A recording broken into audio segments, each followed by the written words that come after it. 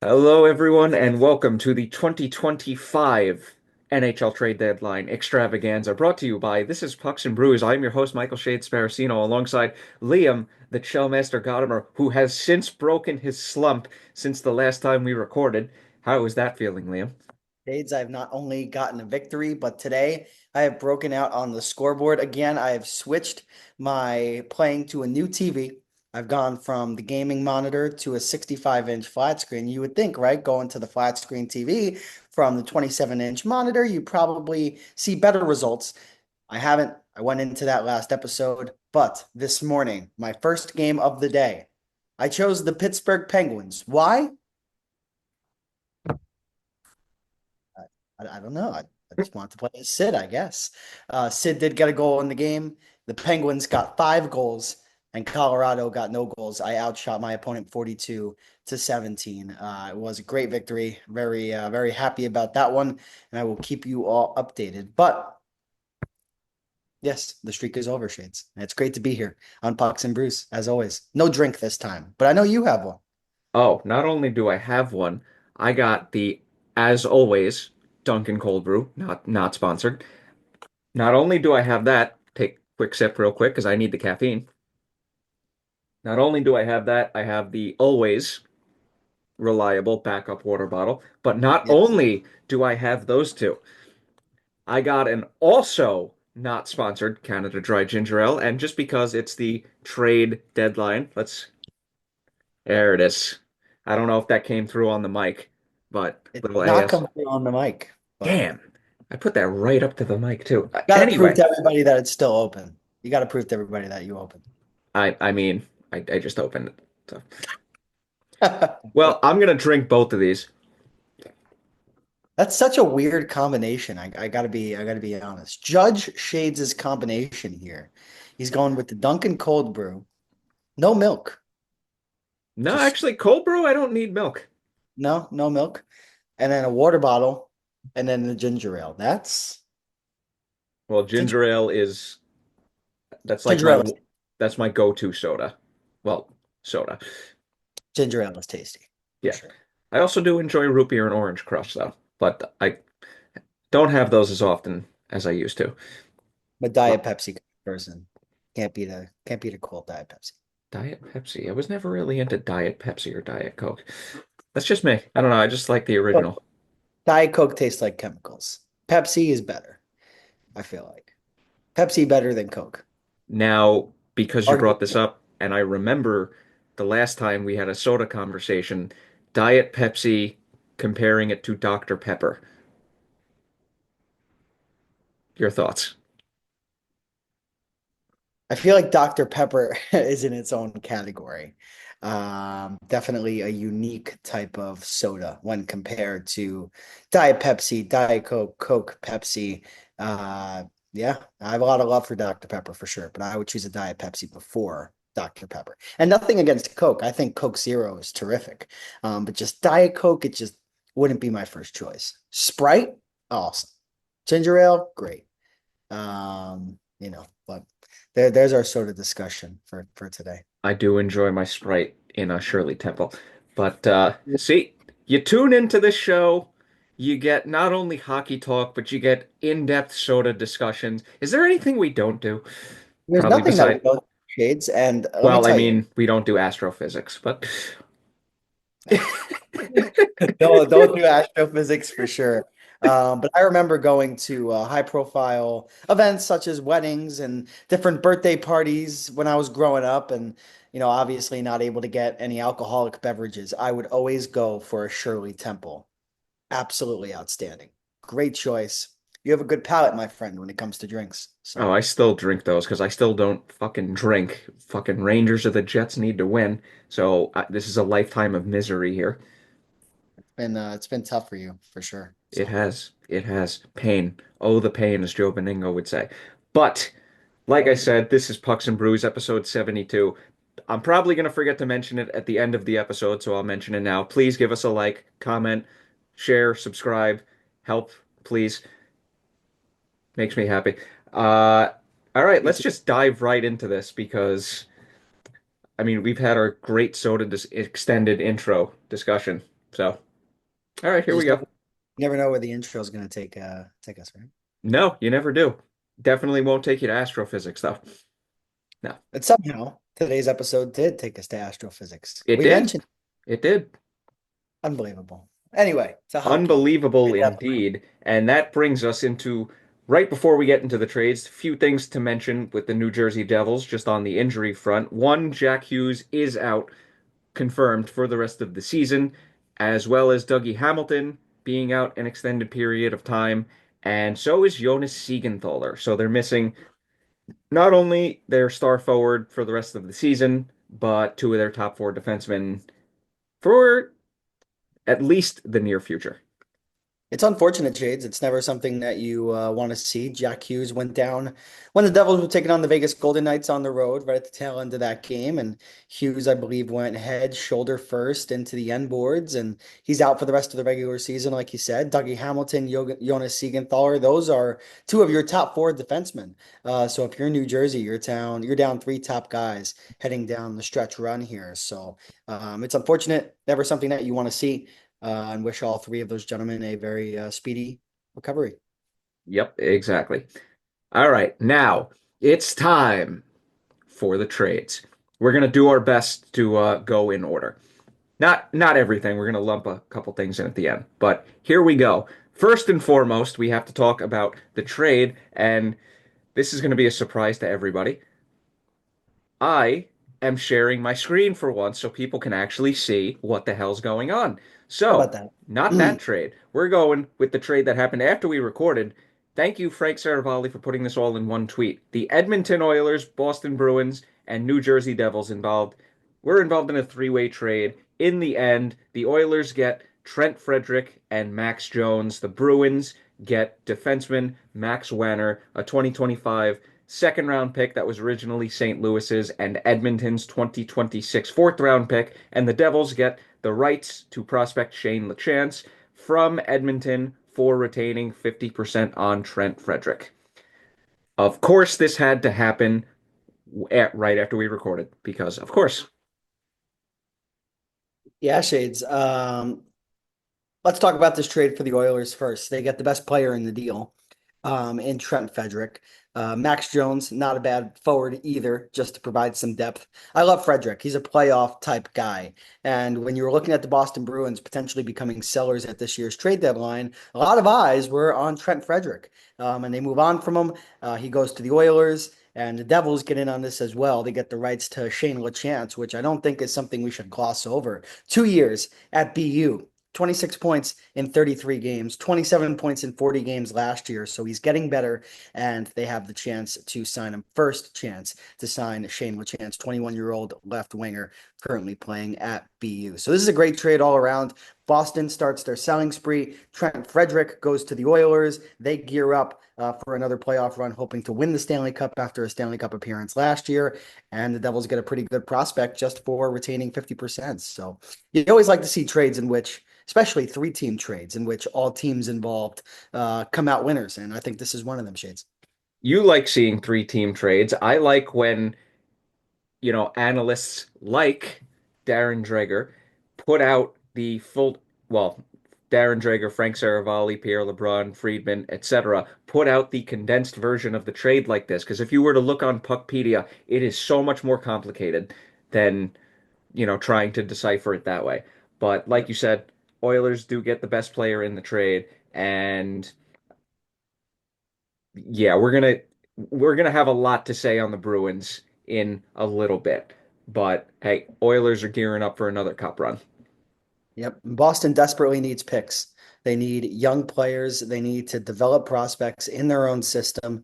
And they need to really rebuild, really tear it down and rebuild. And again, we'll get to Boston and more on that conversation. But I think this was the first step in doing that. Mildly surprised that they traded away a young forward with promise in Trent Frederic, but I understood why. And again, you have a chance to get one or possibly two players that could match Frederic's production or even be even better one day in the NHL level. So Exactly. And all right, so from that we go on to another three-team trade. This one not so gracefully all in one tweet from Frank Saravalli. But this was yet another pretty big trade, which in my opinion was even bigger. The Tampa Bay Lightning, because of course, they reacquire Yanni Gourde, they acquire Oliver Bjorkstrand, and they get a fifth round pick as well. And if I remember correctly, they are also getting an unsigned defensive prospect in Kyle Alcoin from Detroit.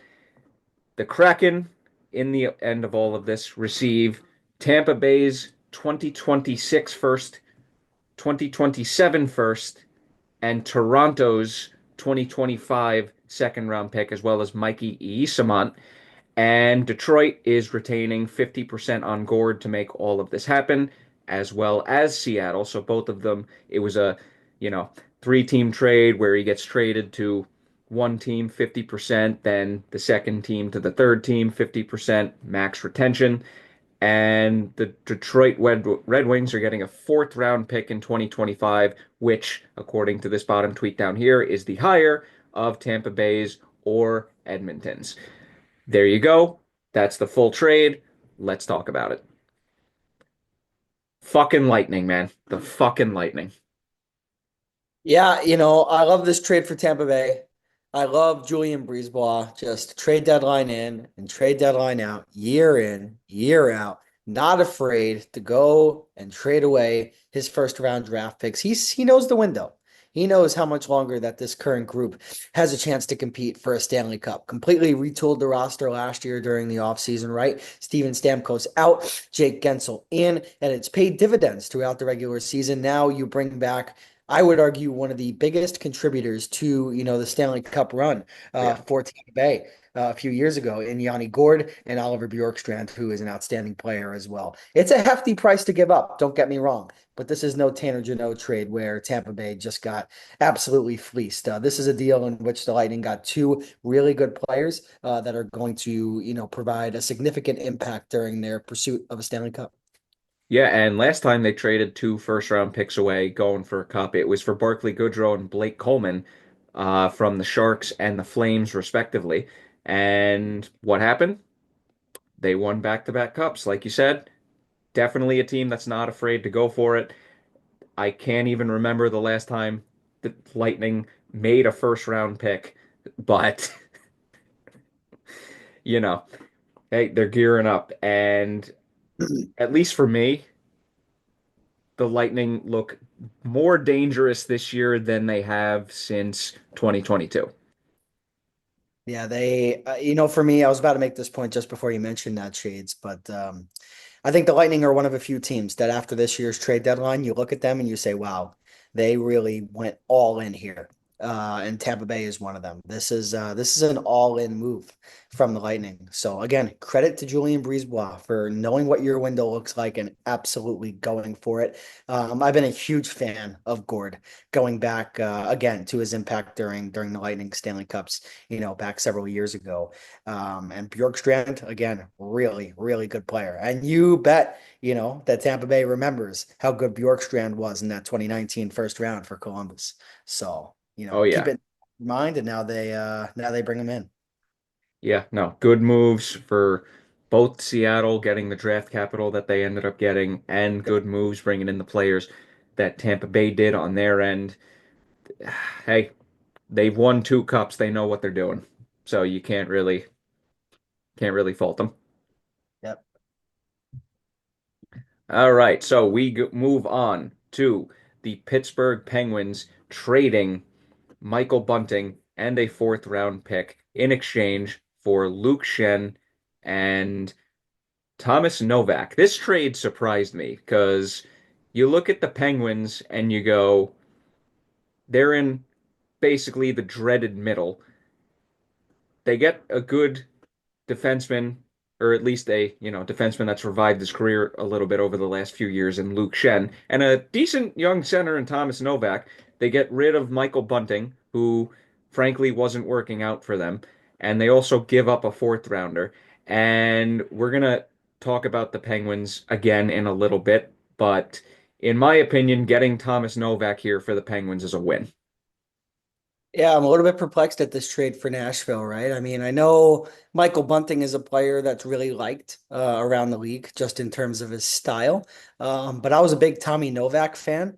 And for Pittsburgh to be able to get a 27-year-old center who's kind of coming into his own at the National Hockey League level, and you get Luke Schenn, who Pittsburgh would then go on and flip, I believe, and get a second and fourth round pick in exchange for. So you trade away a fourth round pick and Michael Bunting and you get Novak and a second. It's great asset management right there from Kyle Dubas.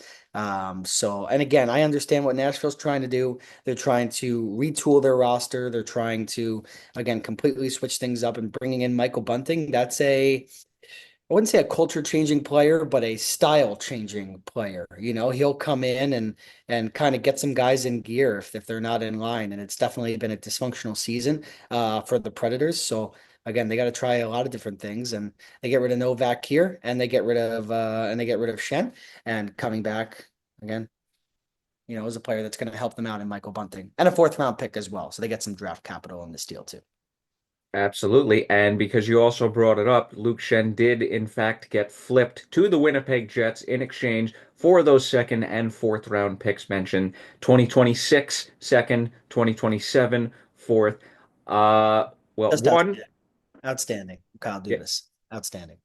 yeah, say what you want about Kyle Dubas. The guy can, when he wants to, make trades, but that second round pick and a fourth rounder for Schenn is, in my opinion, a little bit of an overpayment on Winnipeg's end. But I do like the player acquisition for what they're trying to accomplish. And like you said, Penguins getting a second and a fourth back for him, just good. It's a good It trade. indicates it indicates another it is a good trade, and it indicates another thing to me, right? Trades, the price tag on players at this year's trade deadline, exorbitant. Outside of one trade. I mean, Luke Schenn, 35-year-old defenseman. I mean, that's a pretty big cap hit too that comes along with him. What was that? 2.75, somewhere around that range. And he goes 2.75. and he goes for a second and a fourth round pick. I mean, that's a lot to give up if you're Winnipeg. With that said, I totally agree with you. I think Luke Schenn is a type of a defenseman, physical, grinder, gets in your face, block shots, playoff style D man. So you can definitely understand where Winnipeg was coming from. But second and a fourth, it's hefty. And that's not the only deal in which we saw a hefty price tag. I'm waiting for you, Anthony Beauvillier. We'll get there. We'll Oh get there. yeah, we'll get there indeed. But another trade that I would like to mention, the Penguins were actually surprisingly active, and I wasn't expecting to bring these two trades up until later, but since we're on the subject here, they also were able to bring in Connor Dewar and Connor Timmins in one trade, as well as some other young prospects in a trade with the Devils. And Cody Glass, I still remember when he was traded or when he was drafted, and just kind of Penguins are just loading up on young forwards. That just seems to be what it looks like. Cody Glass, former sixth overall pick for the Vegas Golden Knights in 2017. But, you know, that draft year now coming up on 9 years away, or 9 years ago. So 15 points in 51 games this year with Pittsburgh. We'll see what he's able to do with New Jersey. And again, right, this goes along with Jack Hughes going down for the season. New Jersey suddenly going to need center depth at the NHL level. I think this acquisition of Cody Glass is a consequence of Hughes going down. Yep, absolutely.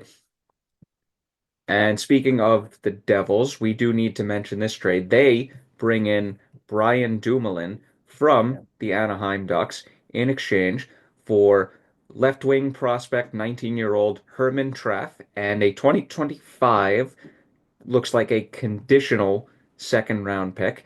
I would love to know the conditions on this because I don't remember seeing it in the trade when the trade was announced yesterday.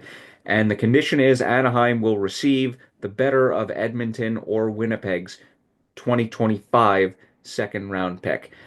Now, basically, I like the pickup for the Devils.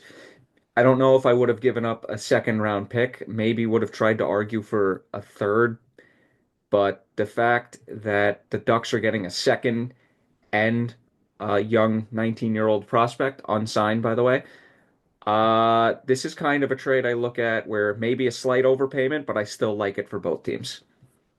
Yeah, I'm along the same line of thinking as you, Shades. But again, this is another deal in which we see yet another hefty price tag attached to a player. And again, I like Brian Dumoulin a lot. Like big part of that Stanley Cup team, those Stanley Cup teams, right? In 2016, 2017 for the Pittsburgh Penguins. But he's 33 years old now, having a great year with Anaheim. But second round pick and a prospect, like you said, unsigned. So you do have to take a grain of salt with that. But again, another hefty price tag. But again, like I talked about with Glass in terms of Hughes, bringing in Dumoulin is another move that New Jersey needed to make. You're down two top four D-men in Siegenthaler and Hamilton. So you could not walk away with this from this deadline without acquiring a top four defenseman. And Dumoulin does the job. So I understand. And I'm so glad you brought it up. And it is not the word you used, but puzzling trade values all around this year's NHL trade deadline, which was a Yeah, massive theme, which we will continue to get at. But I don't, yeah, like you said, a lot of these trades, just weird trade values, but good acquisitions. It's just a very odd year in the league. bizarre. Bizarre for sure. And that's a, yep, perfect word to use there. All right, so moving on to the Justin Brazeau trade. I hope I'm pronouncing his name correctly. You So got he it. gets traded from the Boston Bruins to the Minnesota Wild. In exchange, the Wild give up 22-year-old center Marat Have fun. Kusnadinov. Hope I got that right. And 24-year-old center Jacob Lauko, as well as a 2026 sixth round pick. Basically, the Wild are getting the best player in the trade in Justin Brazeau. Yeah, Brazeau again, an AHL player for almost 5 years, and then made his debut with the Bruins 23-24, 7 points in 19 games. Made an impression in the bottom six in terms of their forward group, 20 points in 57 games this year. So he's established himself as an NHLer, 27 years old, brings a lot of size, 6'6", 227 pounds, 27-year-old forward. And again, in return, you get Lauko again, who again was once a Boston Bruin, I believe, and some draft compensation. So again, a deal that helps both teams. But going down the stretch, Minnesota wanting to add some more punch to their lineup, and they bring in Brazeau, best player in the deal, like you said. So Yeah. I mean, to me, Brazeau isn't a more well-known name because 27-year-old making under a million, that's kind of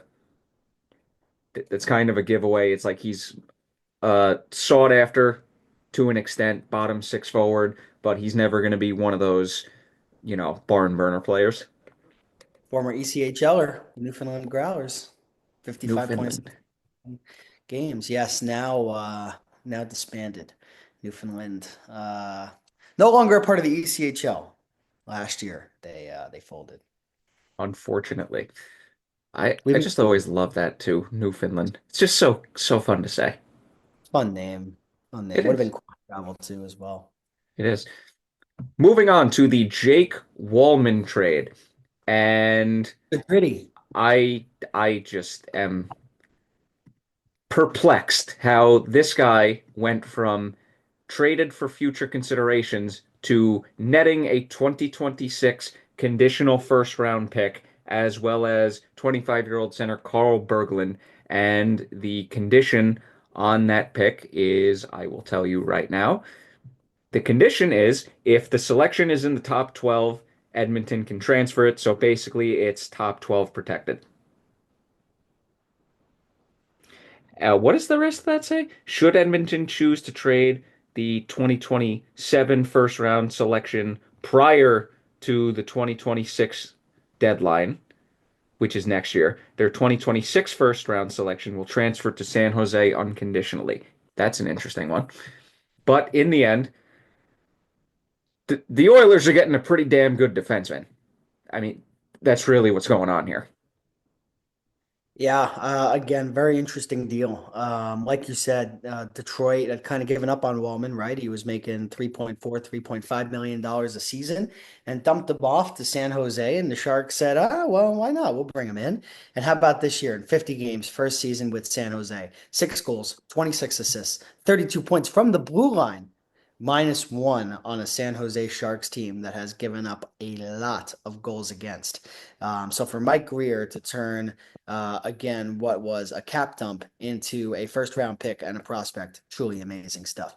Good for Walman. He gets a chance to go for a Stanley Cup, and good for the San Jose Sharks too. Adding another first round pick, in exchange for a player that really wasn't valued by anybody in the league at the time. Detroit was Which trying to is which is raise. odd because then you heard after the trade, you heard conflicting reports about how there actually was a market for him, but nothing ever materialized, which is just strange to think about.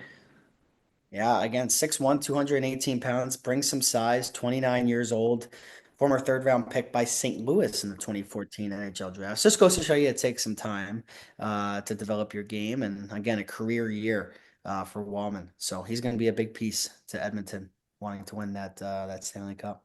Yeah, they Another, made the final last year. They're gearing up again this year. So far, it's looking pretty good. yep. So from that, we go to the trade that happened between the Colorado Avalanche and the New York Islanders. Islanders trade Brock Nelson to the Colorado Avalanche in what ended up being a six-piece deal.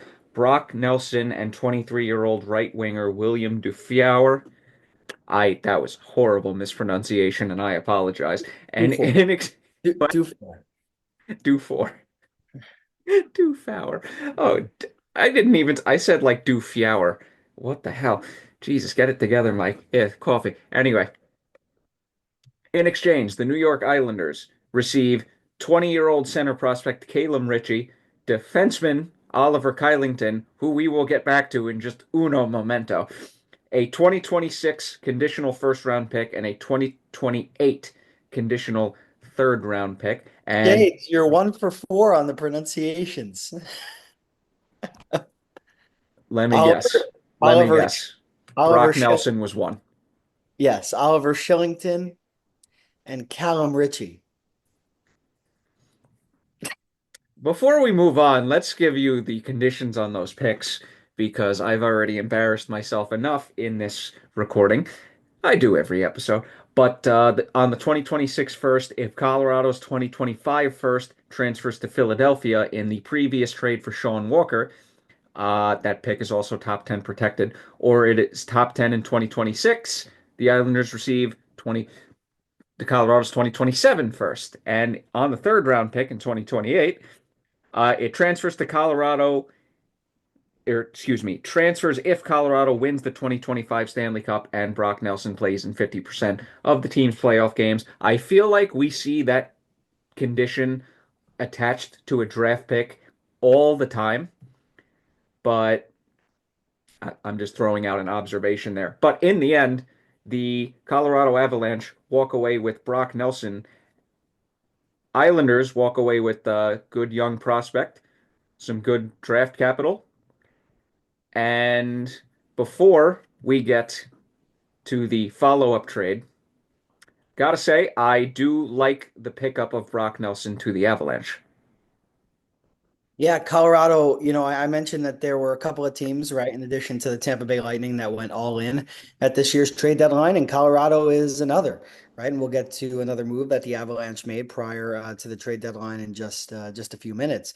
But Brock Nelson, again, 33 years old, has been in the league for a very long time. He's on a great deal. I think $6 million a season. Islanders retained 50%. So when you think about it, you get Brock Nelson, who's a 70-point guy, good defensive two-way center for $3 million a year. And yes, he's an unrestricted free agent, but for Colorado, this is a move that I think you needed to make. You needed to make a splash one way or the other, and they chose Nelson. But man, oh man, it was a hefty price tag, and good on Lou Lamoriello for kind of regenerating the top prospects, in the Islanders franchise and bringing in a first round draft pick simultaneously. Cal Ritchie is no joke. Really, really, really good, highly sought after prospect. And he is slated to be at least a second line center in this league once he reaches the National Hockey League level if things all go the right direction. But yeah, Cal Ritchie, great prospect. You get a first round pick and you trade away a guy that, again, you weren't able to agree to terms with prior to the deadline anyway. So nice job by Lou Lamoriello. I don't give him enough credit on this show, but this is a move where he really won out for sure. Sakic paid a price. Yeah, that kind of became a theme a little bit throughout this trade deadline. But in terms of the Islanders, so two of my Islander friends, Joey and Charlie, how you guys doing? I know you don't watch, but they were just like, as much as Lamorello, does his usual, what are the Islanders doing? They were willing to admit that, okay, as much as we don't like the moves he makes, he has done a good job of rebuilding the prospect pool. Yep, for sure. Now, they kind of just he just did that with the Maple Leafs before his stop on the island, and they've won one playoff series since since they drafted Austin Matthews, but that's besides the point. We really need to get to the follow-up trade here. Oliver Shillington, stop popping up. Oliver Shillington traded to the Anaheim Ducks in exchange for future Hall of Famer, future considerations. I shit you not, I was dying at this trade. Absolutely dying. It was like midnight, and I'm just howling laughing because it this was immediate. It wasn't even no three-team trade. No, there was no rumors about anybody else getting flipped. This trade went down a minute later. I forgot who. It might have been Chris Johnston. He just goes, Oliver Shillington getting flipped for future considerations, and just incredible. Just absolutely incredible. Gotta love it. He's on the move again. Gotta love it. Now, as always, may we get a moment of silence. The Rangers are playing the Senators right now. As always, may we get a moment of silence for the future considerations. All right, here you go. And that was by far the funniest trade of the entire trade deadline. So props to the New York Islanders and Lou Lamoriello for giving me that laugh because that was just incredible. A minute after, huh? Literally, it's like the tweet was Shillington is immediately getting flipped for future considerations. Just phenomenal. You can't make this shit up. You really can't make this shit up. All right, moving on from that. Somebody you mentioned earlier in the episode, which was only a couple minutes ago, but we do need to bring this up. Anthony Beauvillier traded from the Pittsburgh Penguins to the Washington Capitals, putting the trade up on the screen now. And stop, I need this to stop popping up. In exchange for a 2025 second round pick. You did say this earlier, hefty price tag, which has been yet another time so far this episode that we've had to mention that because it's true. But in the end, Capitals get a 27-year-old center who flashed potential, had a lot more hype when he got drafted originally by the Islanders, I believe back in 2015. Another one of those guys, kind of overhyped, never lived up to it, had kind of one good season, and then kind of is just there. But good on the Penguins and Dubas again. I can't believe we're actually giving credit to Lou Lamoriello and Kyle Dubas in this episode, but another good asset pickup in exchange for a player that they probably weren't going to sign past this year in Anthony Beauvillier. But Capitals loading up on youngish players.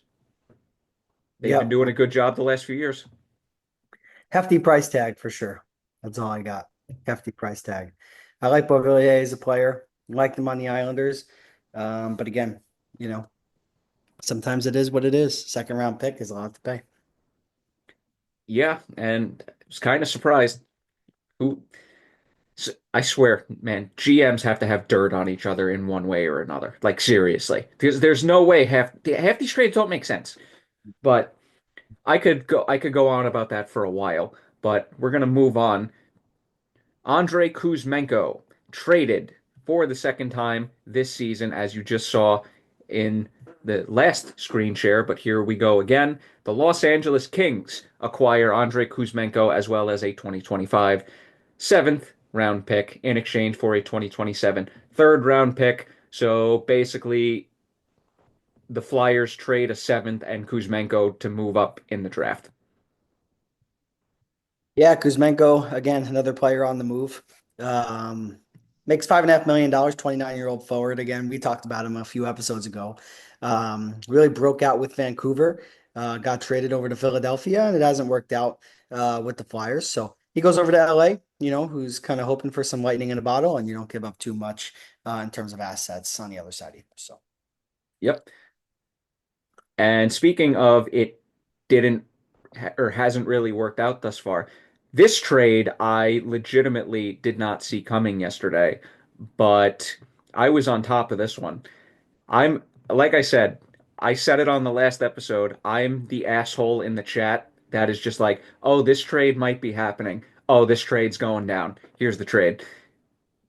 The Buffalo Sabres and the Ottawa Senators, in essence, swap Josh Norris and Dylan Cozens. In the end, the Sabres get Josh Norris, who it feels like he's way older than 25. He's one of those guys that feels like he's been in the league for like 10 years. But great young center, as well as Jacob Bernard Docker, 24-year-old defenseman. And the Senators get Dylan Cozens, who's still only 24, young emerging player, 28-year-old defenseman Dennis Gilbert, as well as a 2026 second round pick. When this trade went down, I'm going to bring it back to us now. When this trade went down, I was shocked that these two were the players getting traded for each other. I wasn't shocked that Cozens was getting moved because there had been rumors for probably a year or two now, but swapping him for Norris, I was just like, that's interesting. yeah, yeah, interesting trade. But again, it's two teams right in division that both needed a little bit of a shakeup. Dylan Cousins, again, the younger forward, but Norris, the more established player. Dennis, 28-year-old defenseman. I really like Bernard Docker, who's only 24 still. Again, a second round pick sent over to Ottawa, I believe, in addition from Buffalo, in order to get Norris and Bernard Docker. I think this is a pretty even trade, to be honest. I really don't have you know, really don't favor one team either way. I think Cousins has more potential. I think Norris is the better player right now. So that's where I'm at with it. Yeah, you and I are pretty much, yeah, we're on the same wavelength here. I mean, it is a pretty even trade. Norris is the best current player in the deal. Good trade for both teams. Not really much else that needs to be said there. No, very simple stuff. The NHL put out a cool video on social media of the actual trade call of this deal. So after this episode, if you want to go check it out, it's pretty sweet. I did see that, but I forgot to watch it. But how often out of all the trades so far and the ones that we still have yet to talk about, how often do we see a trade that involves two very good young players like this, where we walk away from it going, wow, this is actually a pretty fair trade for both teams. How In often divi do we say that? in division too. In division, which makes it even more shocking. But I would say good on both GMs here. I mean, you had a player from each side that they weren't going to stick with, that they kind of gave up with. Change of scenery might work out good for both teams and both players. And in the long run, this might benefit both teams. You rarely see trades like that. Agreed. All right, moving on to Chris Tanev. He was dealt from the Seattle Kraken to the Winnipeg Jets. Yet again, with the Winnipeg Jets, we're bringing them up here because they made a slew of good moves.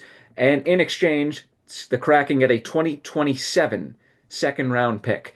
I'm just going to say this. This is yet another trade I like for both teams. Love the Tanev acquisition for Winnipeg. I don't think this is an overvalue of a trade. A first rounder would have been a bit much, but a second, third rounder is fair for what Tanev brings to both the locker room as well as the on ice. Now, he is in the last year of his contract at a $3.5 million cap hit, but like I said, good trade for both teams yet again. Yeah, I agree. Big fan of Brandon Tanev. Kind of at the latter stages of his career, but I think he brings a boost to any potential playoff team. Really good bottom six option in terms of the forward group. So, always been a fan of his game. Energizer bunny type guy. So, Yeah, I mean, the West is loading up. Speaking of the West loading up, we have another trade involving the Colorado Avalanche and the Boston Bruins.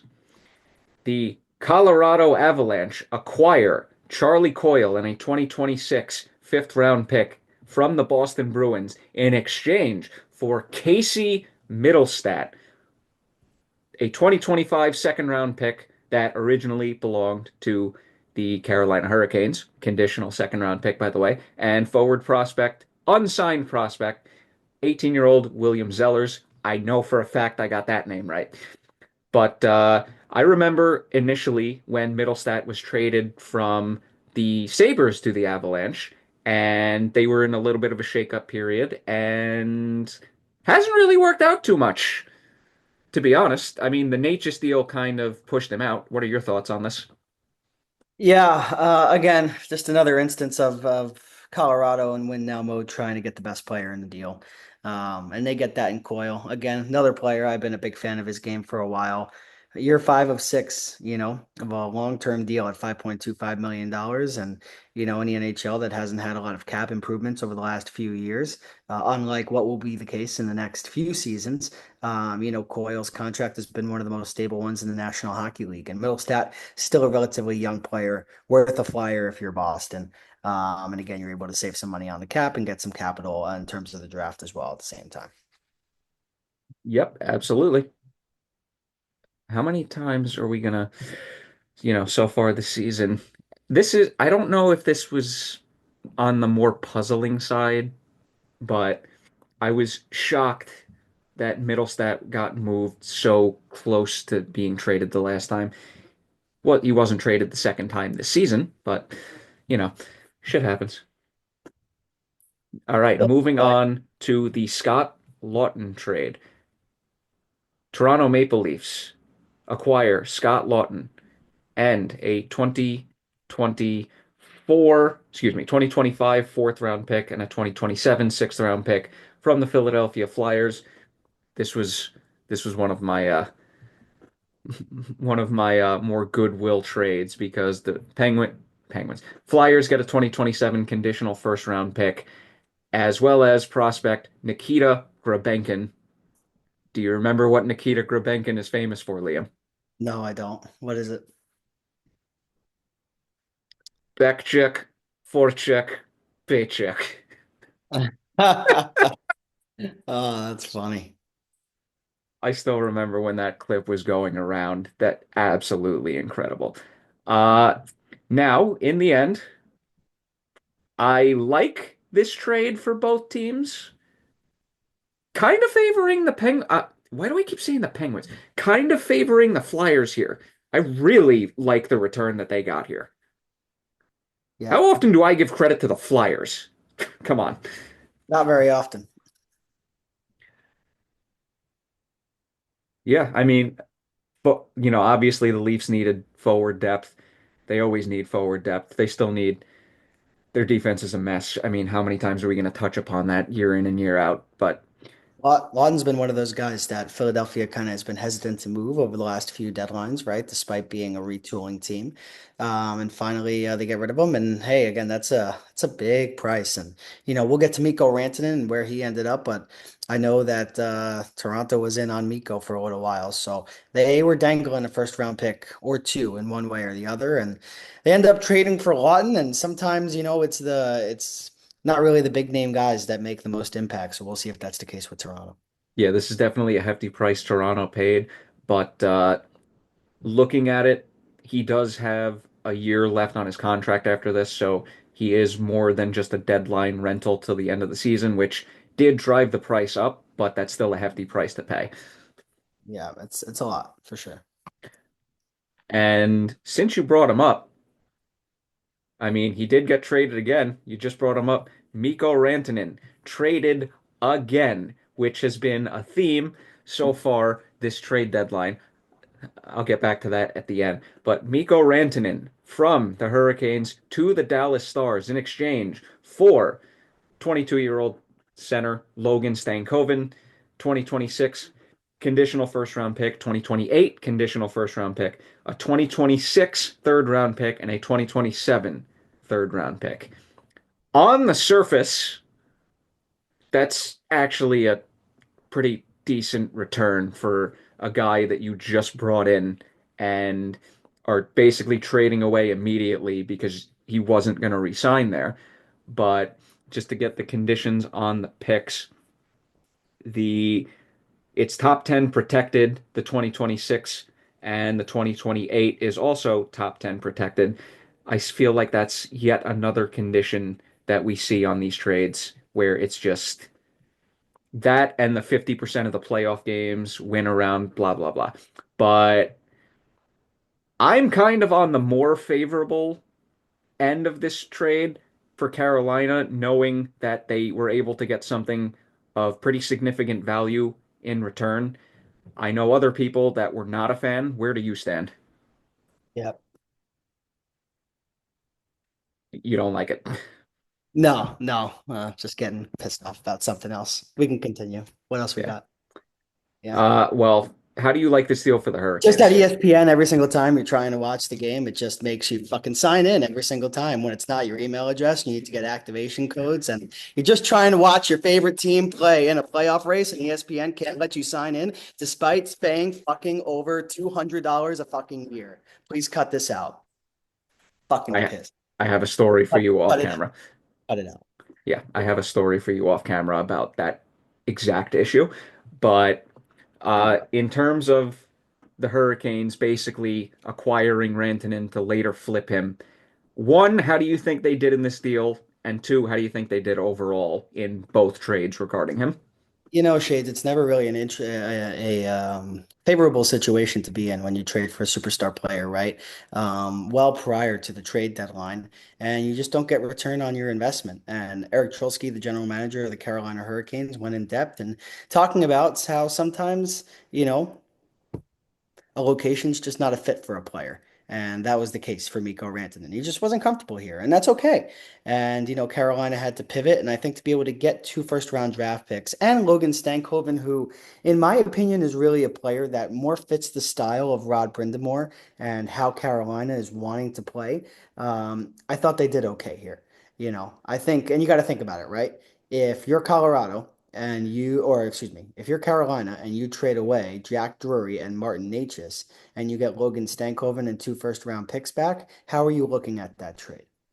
Probably as a little bit of an overpayment from Carolina, but still.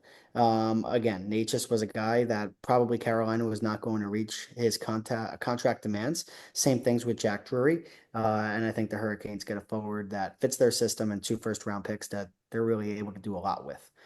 Flip it, draft it, develop, could do a lot. Yeah, and I just look at it this way. They didn't give up a first round pick to get Rantanen, and then they flip him solely for not only two first round picks, granted, top 10 protected, but they're guaranteed first round picks plus Stankoven and two other draft picks. I think they did okay here, Yeah, considering the circumstances. considering the circumstances, I think they did okay too. Moving on to the Fabian Zetterlund trade. The San Jose Sharks trade Fabian Zetterlund as well as Tristan Robbins and a 2025 fourth round pick to the Ottawa Senators in exchange for 21-year-old center Zach Ostapchuk. Eh, my pronunciations are getting better. A 2025 second round pick and 26-year-old center Noah Gregor. But well, basically, the key player in the trade here is Fabian Zetterlund. Zetterlund's a really good player. I've been a real fan of his game, even back when he was a New Jersey Devil. And Ostapchuk and Gregor, again, two prospects not making a ton of money. And there's some draft compensation involved as well. Not really much to talk about there. But again, I like Zetterlund as a player. And that's just Ottawa continuing to add and make their team better as they're in the midst of a playoff run. I really wish I could watch their game right now, but, you know, can't always I'm get just it. gonna go downstairs and this is thank God my parents still have cable. That's all I'm gonna say Well, about that. that's what living in Georgia will do and being a New York sports fan, huh? Oh, God. Yeah, ESPN. I mean, we could go on a rant, but it's just Yeah, after the episode, we will talk, my friend. Oh, speaking of going on rants, Brad Marchand traded at the last minute. Oh, by the way, that Zetterlund trade, 27 seconds before the deadline is when that went through. That's Brad crazy. Marchand traded to the Florida Panthers. And as soon as I saw this return, I went, what the hell are the Bruins doing? They trade Marchand to a divisional rival for a conditional 2027 second round pick that can become a first if this thing wants to work. It can become a first if Florida wins 2 rounds and Marchand plays 50% of the playoff games. And from the looks of it, Florida has the option of making it a 2027 or 2028 first. Bruins lost this trade. I don't give a flying fuck. Oh, I talked about last episode, right? Right at the end, where we're gonna look back and we're gonna see a player that we don't expect to get moved. And Brad Marchand, one of those guys, and really it was a stunner. And he was the last piece, unfortunately, of that 2010, no, 2011. 2011 Stanley Cup winning team against the Vancouver Canucks, to remain on the Bruins roster. And now he's gone to a divisional rival, like you said. I think stunning would be the word.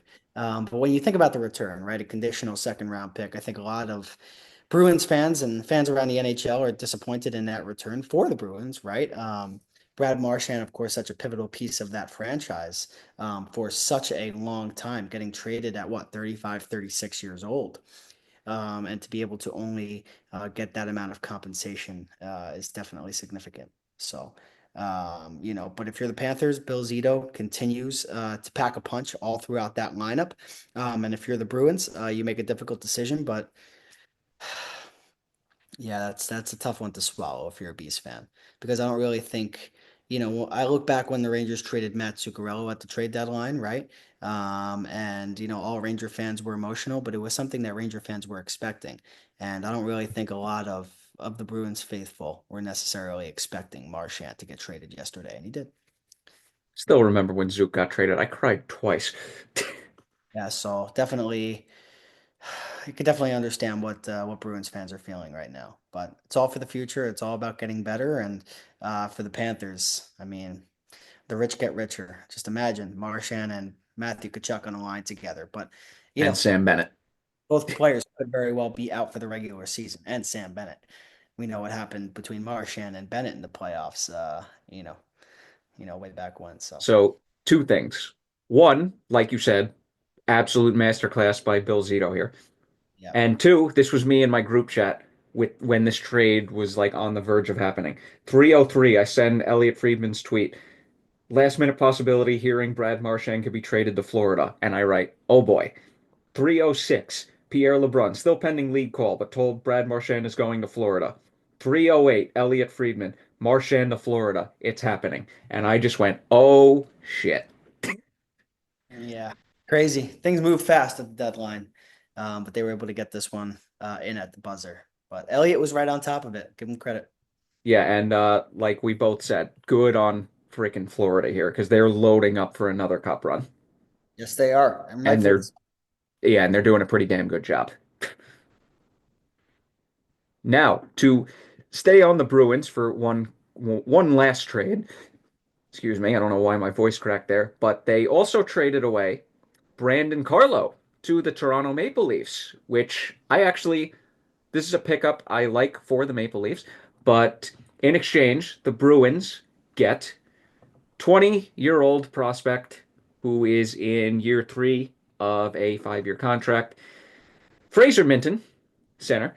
They also get a conditional 2026 first round pick, and they get a 2025 fourth round pick that originally belonged to the Philadelphia Flyers. The condition on that pick, the first round pick being it is top 5 protected.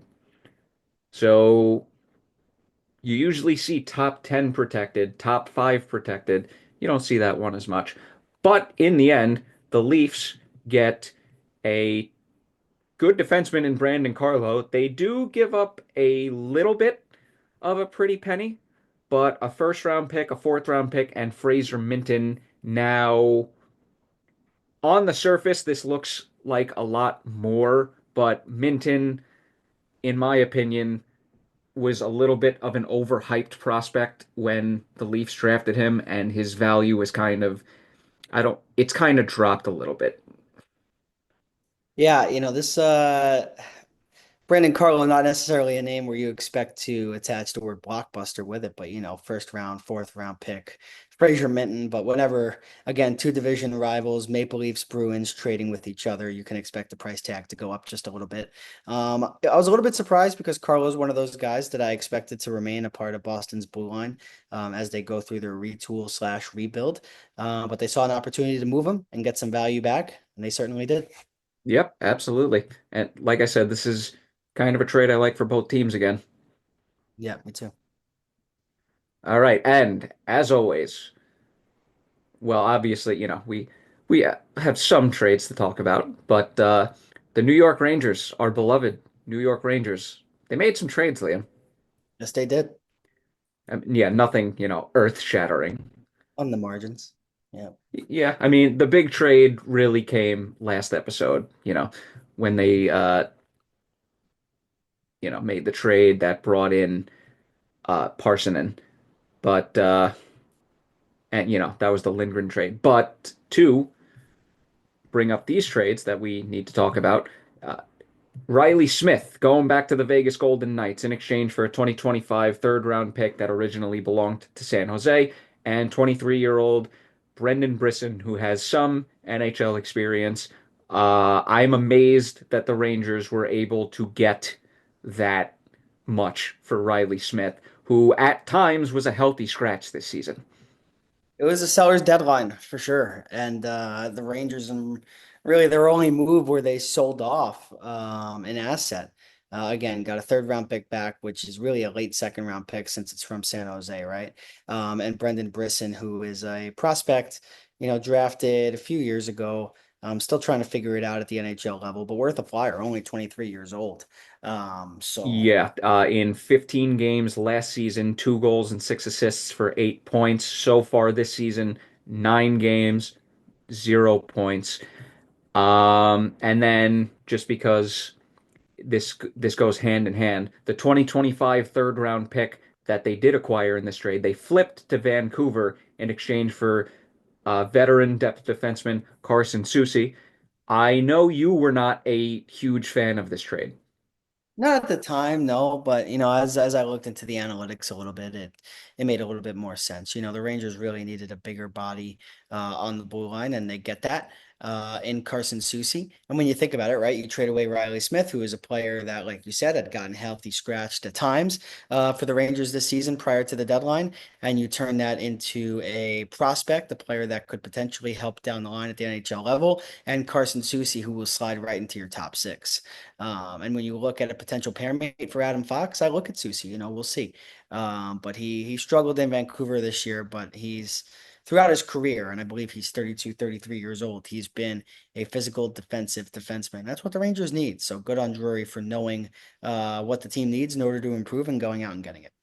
He's actually only 30, surprisingly. Feels like he's been in the league for longer. But just to round out the Rangers trades, they send Eric Brandstrom to Buffalo in exchange for Nicholas Aube-Kubel. I know you were more of a fan of this trade than I was because Kubel literally fell into the same category that Brandstrom did for me, as in once had a lot of hype and it's kind of fizzled out since then.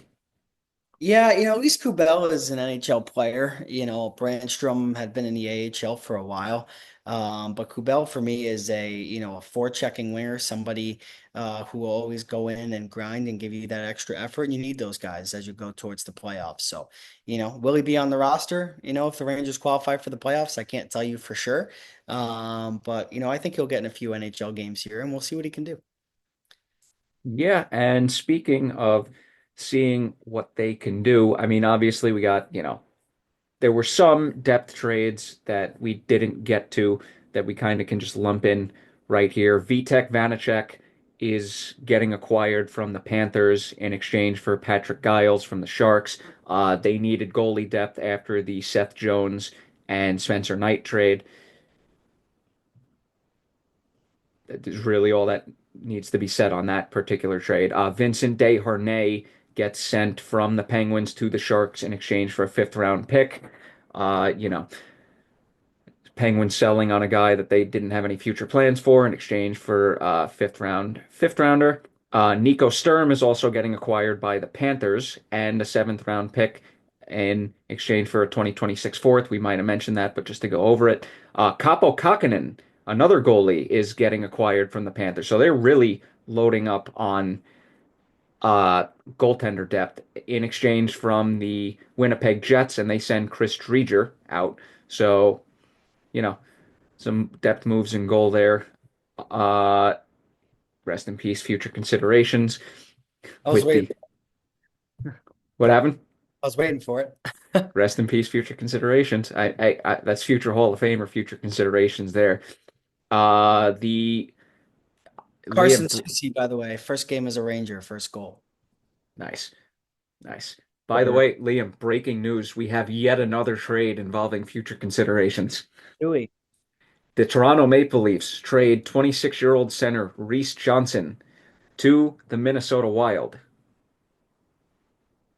Nope, excuse me. The Minnesota Wild trade Reese Johnson to the Maple Leafs in exchange for future considerations. Future considerations, man, striking while the iron's hot. Yep, always. And then we had a very, very random trade between the Bruins and the Devils. The Devils trade 25-year-old center Mark McLaughlin and the in exchange for defensive 24-year-old Daniil Misule. Hope I said that right. And one more trade involving the Bruins. They acquire Henry Jokiharju from the Buffalo Sabres in exchange for a 2026 fourth rounder that originally belonged to the Edmonton Oilers. I mean, we brought his name up before, if I remember correctly, but Daniel Sprong going from the Seattle Kraken to the Devils in exchange for a 2026 seventh round pick, another guy that had a lot of hype at one point that just kind of fizzled out. Mark Jankowski is going to the Carolina Hurricanes from the Nashville Predators in exchange for a 2026 fifth round pick. We brought up the Cody Glass trade.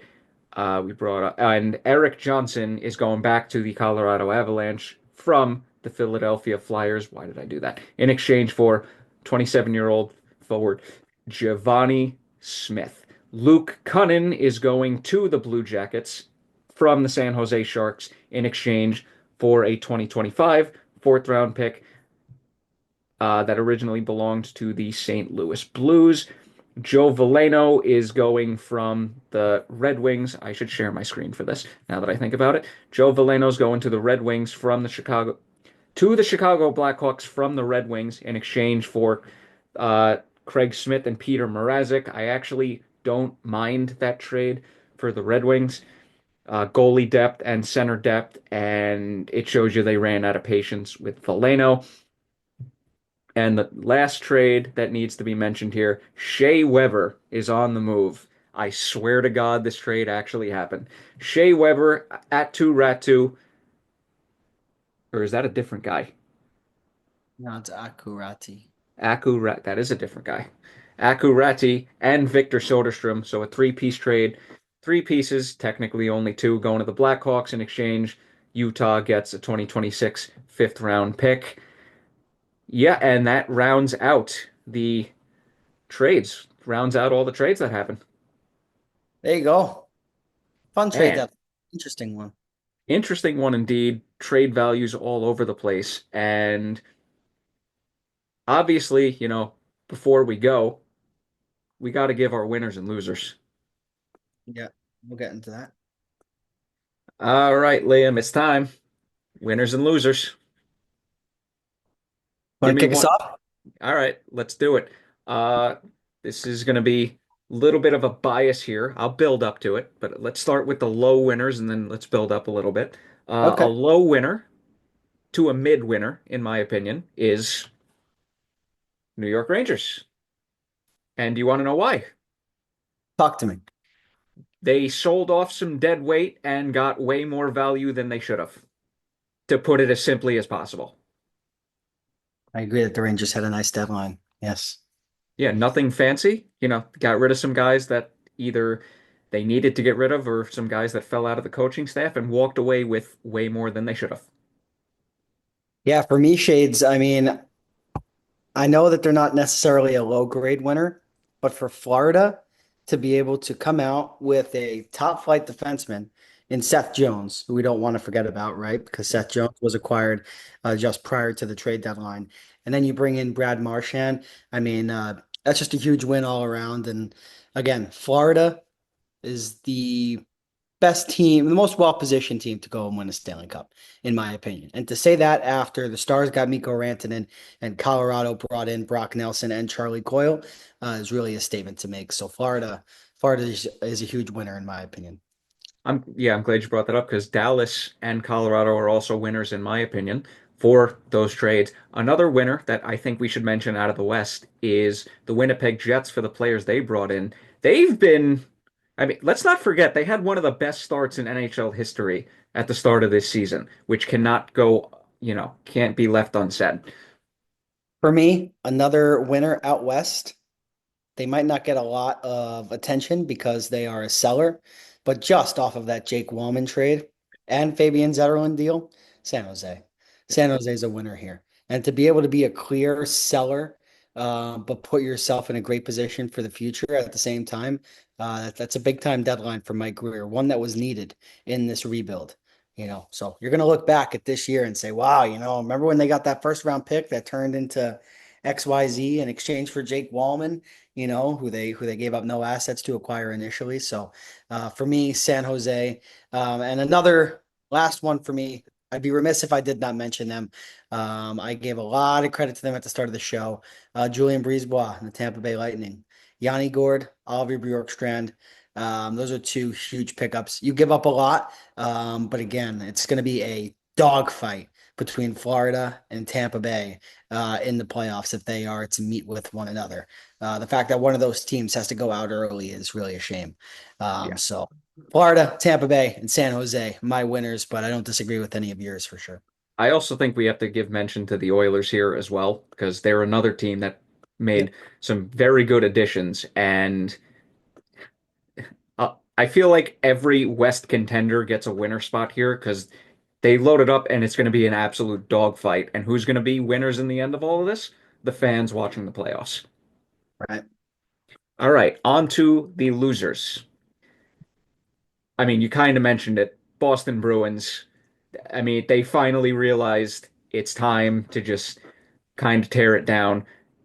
The return alone on the Marchand deal, you're getting put in the losers bracket. Yeah. Tough return on the Marchand deal, especially for a franchise guy. For me, how about I go with Boston's opponent in the 2011 Stanley Cup Final in the Vancouver Canucks? The JT Miller deal in January. Again, Miller is a 100-point guy, right? And if you would have waited to trade JT Miller, I think you would have gotten a better package than Vancouver got at the time. You did not trade Elias Pettersson. There was a market for him. He's going through immense struggles, so you had a chance to do a little bit of a shakeup, and you didn't do so. He's making an $11.5 million a season, and he's signed long term. So it's something that you have to think about, when you're determining what the future of this organization is going to look like. And again, you don't trade Brock Besser either. And there were a lot of conversations about trading Brock Besser over the last few years, and it seemed like this year's trade deadline was going to be the time where Vancouver was going to move on from Besser, and they just didn't do so. You didn't do anything to help Quinn Hughes on the blue line, and really for a Vancouver Canucks team that was expected to compete for a Stanley Cup this year, it's been a really big disappointment. And I think them staying idle, not sure how I feel. Um, I have another one, but I'll let you go first. Get it Oh in. no, please go ahead. Yeah, for me, the Los Angeles Kings didn't really do much. Again, having an outstanding year. I mean, the fact that we're past the trade deadline and the only move that you execute is bringing in Andrei Kuzmenko. And again, you don't give up a lot to do that. Just minimal draft compensation. But I think LA had a chance to strike while the iron was hot here, and they just didn't do it. And I just do want to mention one winner, even though we're past that already. New York Islanders, Lou Lamoriello, first round pick, Cal Ritchie, top prospect. They are they finally have picked a direction after 4 or 5 years of standing idle and thinking that they have a chance to compete when they really didn't. So good on Lou Lamoriello and good on Islander fans. And I think this deadline you should walk away with a smile on your face if you're an Islander fan, even if you don't make the playoffs. I mean, I also think it's fair to mention the Hurricanes as losers because they just royally screwed up the Mikko Rantanen situation. Even though they did get a good return, trading him away, I mean, they put themselves in a position that they never should have in the first place. How about Mikko Rantanen being a loser himself at this trade deadline? And again, nothing against Mikko personally, but again, he rejected more money from Colorado than he ended up getting from Dallas, Supposedly by 2.5 million a year. which is significant. Yeah. So it goes to Yeah, show you over. sometimes when a team is throwing you the bag, maybe you think about it a little bit more than immediately shutting them down. But Rantanen gets traded his way out of Colorado to Carolina. Now is on his third team of the season. And again, he's got some fellow Finns on this roster, right? And Miro Heiskanen on the back end and Rope Hintz up front. And they're going to compete for a Stanley Cup, but he lost out on $2.5 million a year and probably doesn't care about that. He's getting paid $12 million and he got an extension anyway. But if his main gripe for not wanting to be in Colorado was wanting more money, and then he didn't end up getting more money in the long run in the same season on your third team, uh, just a little perplexing for me. I feel like we should also mention them as a slight winner here because they did make a good number of value trades. Penguins, Kyle Dubas, when he wants to make some good trades, he can. Yeah, yeah. Penguins did well here too. Sellers market, so they took advantage of that. Yeah, You don't see the Penguins. seller's market indeed, because as we said many times throughout the episode, this was a themed trade deadline in bizarre trade values. Yeah. And Now, yeah, I just uh, want to mention another team, just that I'm iffy on. I'm not really sure either way. Seattle, you trade away Tanev, Bjorkstrand, and Gourde. I just thought there was a lot of talent on that roster, and still a lot of young blossoming players in Shane Wright and Capo Caco. And to choose to, I wouldn't say be non-competitive, but be less competitive than the roster that you threw out before the trade deadline. It's just a little bit interesting. But again, they're stockpiling draft picks, and again, Seattle could be one of those teams that they get one or two young studs to add to this core with Matty Beniers, Shane Wright, Capo Caco, and Vince Dunn on the back end. Like they could be really good in a few years. So this deadline for me, just keep a sharp eye on Seattle moving forward. yeah, and gotta mention Dallas one more time. Win on extending Wyatt Johnston. Win for the player and win for the team. Big win there. Big win there for sure. And to round off the losers, I have compiled a list of 8 players that have been traded twice so far this season in season. Yep. Before the season starts doesn't count. Would you like to know the 8 players? See if you can guess some of them. You can get some of them. Say it one more time. Of all the players to get traded twice so far during the season, I have compiled a list of 8. Can you guess all of them? Players to get traded twice this season. During the season. Before the season does not count. Okay. So basically, since the start of the season. Mikko Rantanen. Uno. No, no cheating. No cheating. Not cheating. I'm not cheating. There's no cheating going on I here. see your eyes going like, All right, I'll keep it here. I'll keep it here. Is Daniel Sprong one of them? Daniel Sprong is one of them. Okay, Daniel Sprong got traded to New Jersey, right? There's an extremely obvious one.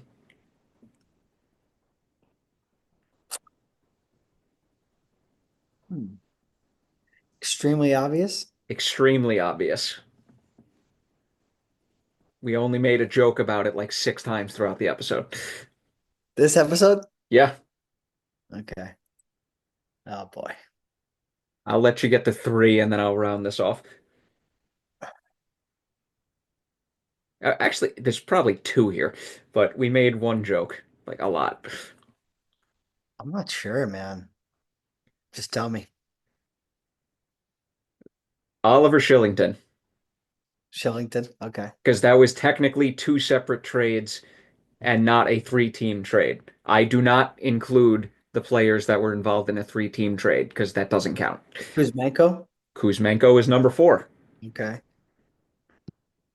And we Number made five, Luke Schenn. okay. Luke Schenn. Number six, Eric Brandstrom. Yep. Brandstrom. Number seven, Vincent Desharnais. Is Nick Aube-Kubel on here? I don't know. I don't believe so. Okay. You know what? Now that, hold on. I'm gonna just double check that. Double check that. But the last player to round the list out, Giovanni Smith. All right. Aube-Kubel, it does not qualify. One trade.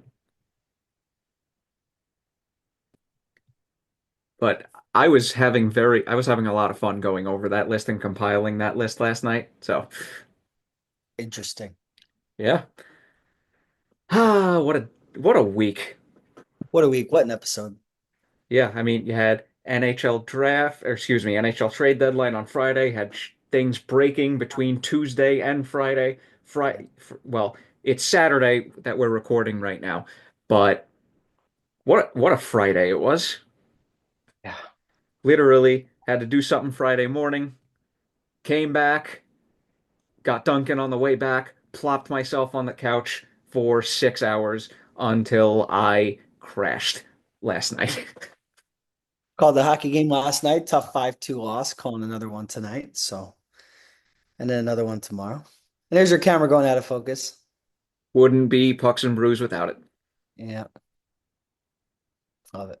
But yeah, NHL trade deadline 2025 in the books. Hey, it's back in focus. That was quick. There you go. But yeah, that was a ton of fun watching yesterday, being the insider in your group chats. I love that. Yeah. Yeah. Always fun. All right, prediction. What's your Stanley Cup final as of right now? It's oh man. I mean, just see where certain teams are at. I mean, for me, I think out of the Eastern Conference, I think you'd be a fool if anybody didn't go with Florida after acquiring Marchand if they're healthy. So I'll go Florida and Colorado in the final, and I'll take and Colorado will take it in 6 games. Interesting.